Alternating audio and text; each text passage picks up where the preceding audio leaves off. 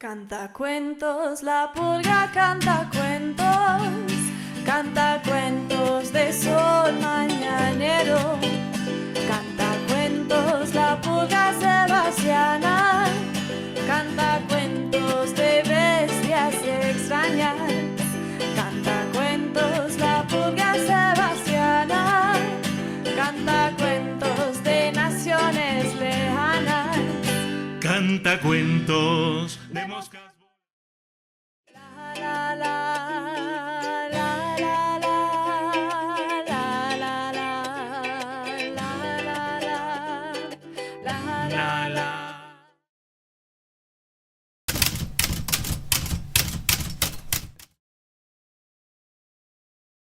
Hildegarda de Bingen, en mi concepto, es la mujer más importante desde el punto de vista intelectual de la Edad Media europea, por la gran cantidad de áreas de estudio, de producción artística que abarcó en su vida, que ella nació en la zona de Renania, cerca al Rin, en Alemania, una de las zonas más ricas del Imperio Alemán de la época. En una época en que el machismo, el patriarcalismo imperaban absolutamente en la vida social, cultural de esa Europa medieval.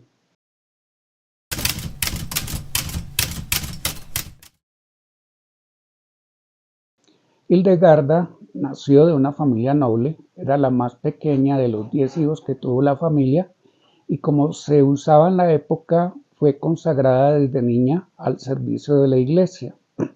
Pasó a la protección de una condesa llamada Judith, que era una mujer también muy devota, y desde temprana edad la estuvo acompañando, inclusive cuando la condesa Judith, optó por integrarse a una abadía benedictina. Hildegarda también la siguió en ese ingreso. Ahora bien, en esa época lo que existían eran abadías para hombres. Entonces, por una concesión extraordinaria, el abad de la abadía permitió, en un anexo conjunto al edificio de la abadía, que hubiera una especie de retiro para las mujeres que quisieran ingresar. Esas mujeres quedaron inicialmente bajo la autoridad de la condesa Judith, y cuando ella murió al poco tiempo, por unanimidad fue elegida Hildegarda como su sucesora. O sea, Hildegarda estuvo en el convento desde los 14 años de edad y se destacó, a pesar de que no recibió una formación, porque las mujeres de la época no tenían derecho a recibir una educación como los hombres. Inclusive muchas mujeres de la aristocracia eran analfabetas, no sabían leer ni escribir, y eso no era, entre comillas, ningún demérito para ellas, porque se consideraba que para lo único que servían era para el matrimonio, el sostenimiento y la crianza de la familia, la conservación del patrimonio familiar.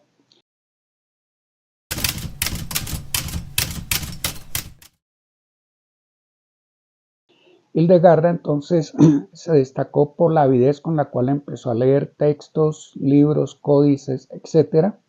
Y pronto brilló como escritora de poemas y canciones para la liturgia sagrada católica romana de la época. Inclusive tenía dotes de compositora musical, y varias de las canciones monofónicas que escribió todavía se interpretan en este mundo moderno, en este siglo XXI. Dicen por ahí que es la compositora de esa época que tiene más actualidad, más vigencia en nuestro siglo. Entonces, fue música, fue escritora desde muy niña. Ella decía tener unas visiones espirituales en las cuales Dios le iba indicando el camino para cumplir con su misión en la vida. Inclusive la misma Hildegarda, temerosa de que esas visiones no fueran producto de Dios, sino del diablo, pidió que los obispos y el papa de la época, Eugenio, leyeran lo que ella escribía como resultado de las visiones. Y fue tan atractivo, tan profundo lo que ella escribía, que el mismo Papa Eugenio le dio el visto bueno y dijo o promulgó que esos escritos se debían leer por el clero de la Iglesia Católica. Entró en comunicación con los grandes poderes políticos de la época, por ejemplo con el emperador Federico Barbarroja. Se entrevistó y fue tal la impresión que le causó esta señora Hildegarda, esta monja Hildegarda al emperador, que de ahí en adelante el emperador la tomó como una amiga y consejera política. Y eso lo hicieron varios obispos de la Alemania de la época.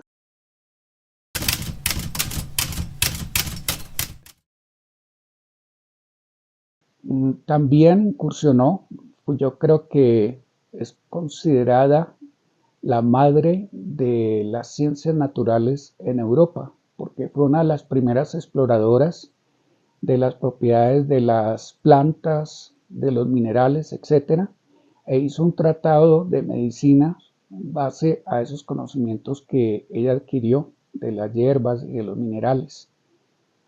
También escribió algunos poemas profanos, lo cual prueba que tenía un talento enorme que la hizo la admiración de la élite intelectual de la época, que era muy pequeña. Pero también dentro del pueblo se hizo célebre porque asumió el papel de profetisa. Muchos de los consejos que ella daba o de las visiones que ella tenía guiaron la vida de muchas personas de todas las clases sociales de la Alemania de esos años.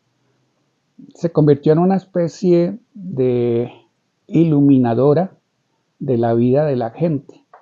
Para mí, más que doctora de la Iglesia Católica, como lo es doctora de espiritualidad, de derechos de las mujeres, de hacer de la ciencia un instrumento al servicio del bienestar de hombres y mujeres por igual.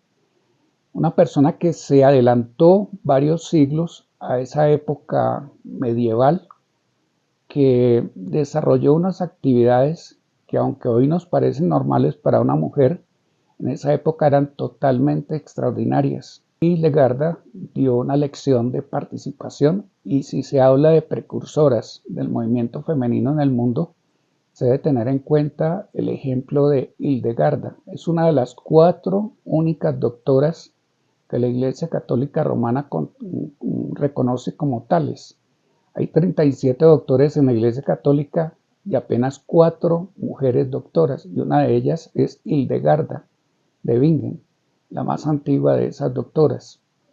Escribió también cuestiones sobre leyes, sobre gobierno de la Iglesia. Fundó otras abadías, no se conformó con la abadía que habían creado con la condesa Judith, su protectora, sino que creó otras abadías a pesar de las oposiciones y los rechazos de algunas autoridades de la época.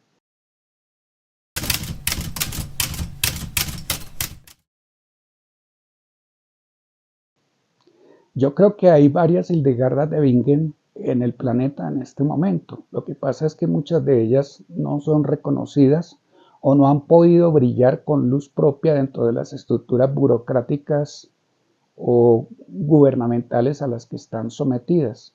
Pero hay científicas, hay teólogas, hay filósofas, hay todo tipo de profesionales y de líderes de los derechos humanos, de la paz, de los derechos de las mujeres dentro de la humanidad de nuestra contemporaneidad. Y se hace a un lado, se ignora a las mujeres que en sus pequeños o grandes espacios están desarrollando posiciones de liderazgo, produciendo conocimiento, dirigiendo movimientos de reivindicación de derechos de minorías sexuales, de minorías religiosas o de todas las mujeres en general. Entonces hay muchas mujeres como Hildegarda, lo que pasa es que no han tenido el reconocimiento de los medios y de las estructuras de poder en este mundo actual.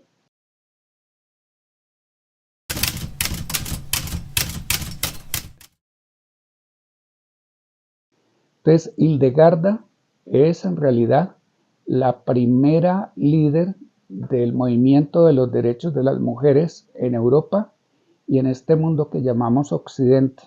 Y para las mujeres de Colombia y América Latina es el ejemplo de que aún en las circunstancias más difíciles, más extremas, el ingenio, el talento y sobre todo la voluntad de transformar las condiciones de vida por parte de las mujeres se puede y se debe imponer.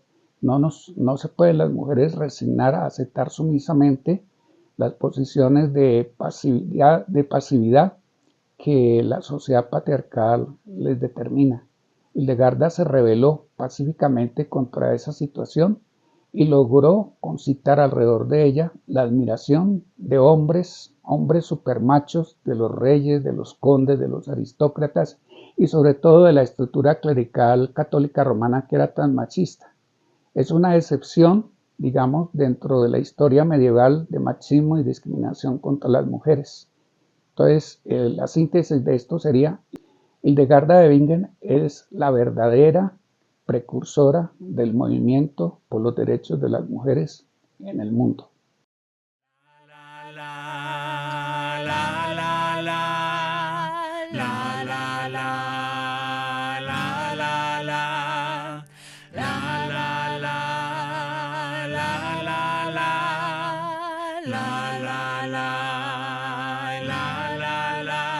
Canta cuentos la pulga sebastiana, canta cuentos 1, 2, 3. De silencio para uno. Canta cuentos la pulga sebastiana, canta cuentos 1, 2, 3 de los niños de mi alma. Sufriendo otra vez. Canta cuentos la pulga sebastiana, canta cuentos para ser el mañana.